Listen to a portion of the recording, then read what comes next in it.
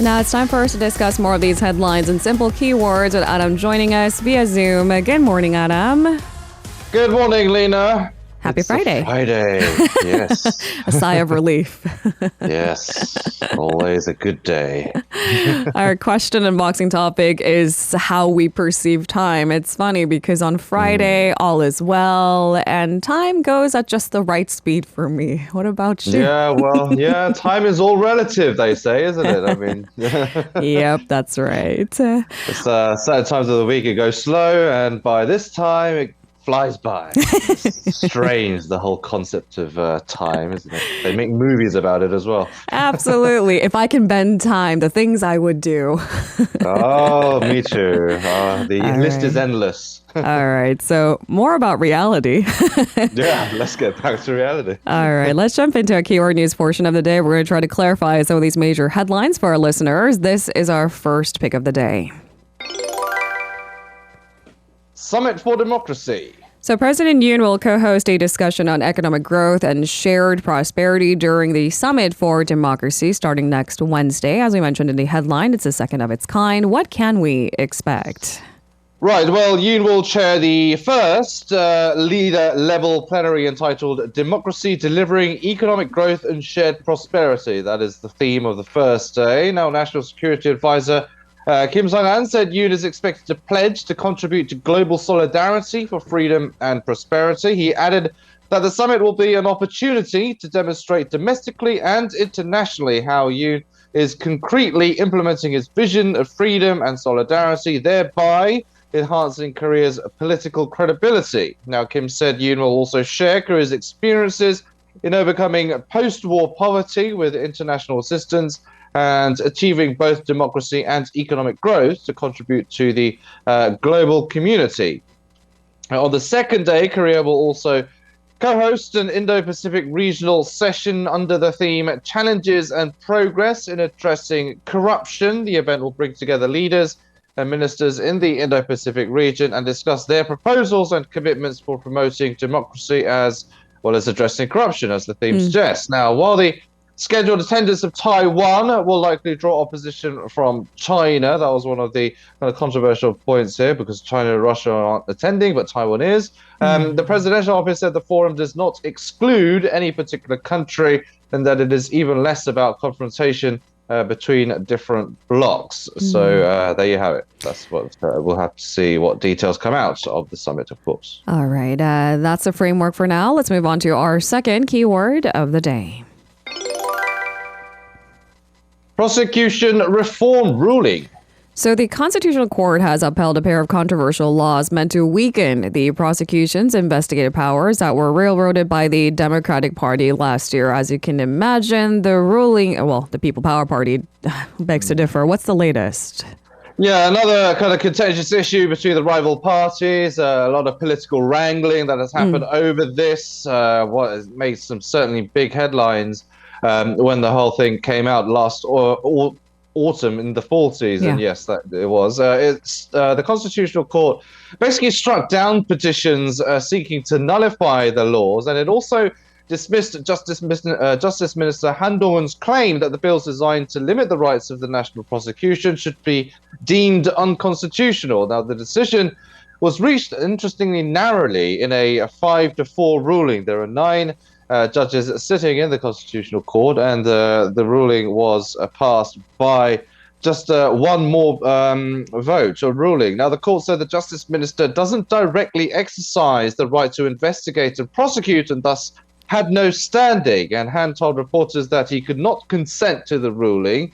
However, the court acknowledged that the Democratic Party-controlled National Assembly violated the rights of the People Power Party lawmakers last year in the process of passing the prosecution reform bills, partially siding with the ruling party. Now, the court added that it was dismissing the claim, as Korea's constitution does not stipulate the prosecution's right to investigate and prosecute. Now, it also found that prosecutors' constitutional rights had not been violated, noting that revising laws is a legislative matter, while the prosecution is a state agency under the executive branch. So there you have it. Siding with the GP, but still taking notes that it used or took advantage of its majority and ignored basically the PPP's arguments. They held a filibuster over the matter during the time as well. And so there you have it. So they basically deemed that the ruling party expressed their opinions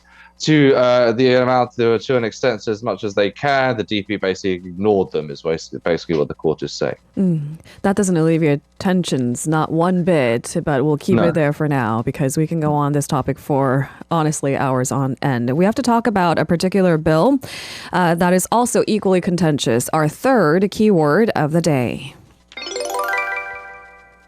Rice bill. Another point where DP and PPP failed to see eye to eye. The National Assembly has passed a bill that requires the government to purchase excess rice supplies. Tell us the details. The whole story seems a bit weird because you'd always associate Korea having high rice consumption.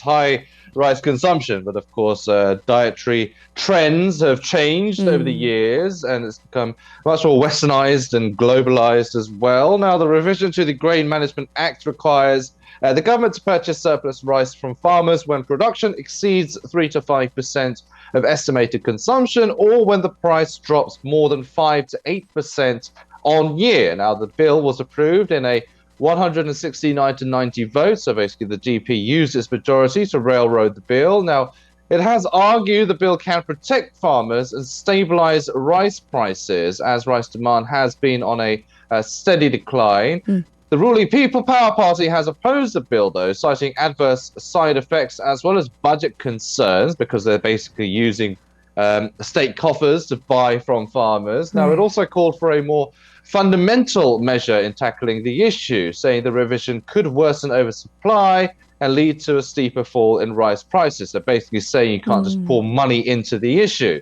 Now, the ruling party said it would urge the government to use its vetoing power. After the passage, the top office was a bit cautious in its response. It said that it will listen to opinions and concerns from various circles and fully deliberate on the matter. But President Yoon has previously voiced his opposition to that bill as well. So we'll have to see how he reacts after this passage. I think we can understand his sentiment. The rice farmers probably need a short-term relief. But as you said, does that address the fundamental changes? For instance, what you mentioned at the beginning, the shift in trend, we're eating just less rice altogether with more other dietary options available. So what is a better, more fit long-term solution? We'll have to wait and see. All right, on to our fourth keyword of the day. Financial woes. So Korea's financial stress index has remained in the crisis stage for 5 straight months, highlighting the economy is still under stress. And I'm willing to bet my money on nothing but on this, that it will remain pretty similar for the rest of the year. Pretty much, unfortunately. It's looking certainly that way. I mean, if we thought that we were probably going to get a bit of a relief starting from the second half of the year, there are analysts that say that maybe even that prospect is kind of dwindling at the moment, especially in light of this whole financial crisis or the jitters that are across the financial sector at the moment in light of the collapses of several regional banks in the US, as well as the issue of Credit Suisse and all these stock markets and rate hike hints from the Fed as well. Now, the FSI, as it's the Financial Stress Index is short for January and February were 22.7 and 21.8 respectively. That is both above the crisis level. The BOK, the Bank of Korea, cited the recent Silicon Valley Bank collapse, as well as the Signature Bank, and the repercussions on the global financial markets that they had in keeping those levels at the crisis levels. Now, this has led to a lot of foreign investment leaving the country as well, which is another reason why the level has been remaining at the crisis stage. Now, Korean financial regulators are likely to extend market stabilization measures as well. They have taken since October to counter growing threats. So certainly it shows that the threats and the concerns are yet to be over with. Now, the slump in the real estate market has also played a role in keeping the FSI in the crisis stage as well. We see a lot of plummeting of real estate prices. Debt service ratio also rose, meanwhile, to an average of above 40% for the first time in 4 years. The government has been trying so hard to keep it below that 40% level, but it has surpassed it. Data also shows that people are basically spending about 70% on average of their earnings paying back loans. And especially in light in an era where we're seeing record high interest rates, it just continues to burden your average Jane and Joe. So, it's certainly going to look to continue for quite some time yet. When the situation or when the trend will alleviate, we'll have to see. All right, with that, we move on to our final keyword of the day. Drills end. So the joint South Korea-U.S. military drills known as Freedom Shield exercise have come to an end, but the allies are still watching for provocations from North Korea, maybe signaling added exercises too. Yes, and certainly there are going to be some added exercises, just not as large in scale as the Freedom Shield exercises were. They lasted for 11 days, simulated a contingency on the Korean Peninsula, simulating a wide variety of scenarios. Now, it was the two militaries' first major field training exercise in spring in 5 years. A live fire exercise involving tanks was held in a northern area of South Korea on Wednesday. The two militaries will continue a large-scale joint landing exercise called Twin Dragons until April 3rd in the southern city of Pohang. Now, the exercise involves about 30 vessels and 50 amphibious vehicles. So that seems to be one of the largest ones that's kind of coming to, that brings this Freedom Shield to an end. Now, the Allies are keeping a watchful eye on the north. However, the regime has been conducting a series of missile tests during the Freedom Shield drills. The latest were a series of cruise missiles that were fired off its eastern coast. The provocations are continuing. North Korea says it conducted new underwater nuclear weapon tests as well as a strategic cruise missile drill as well. Harsh rhetoric is also continuing to come out from North Korea. Kim Jong-un says his regime will make Seoul and Washington plunge into despair, in his words, or quoted by state media, with Pyongyang's powerful war deterrence, as the North state media put it as well. So this exercise have come to an end, but of course the provocations are continuing, as we can see.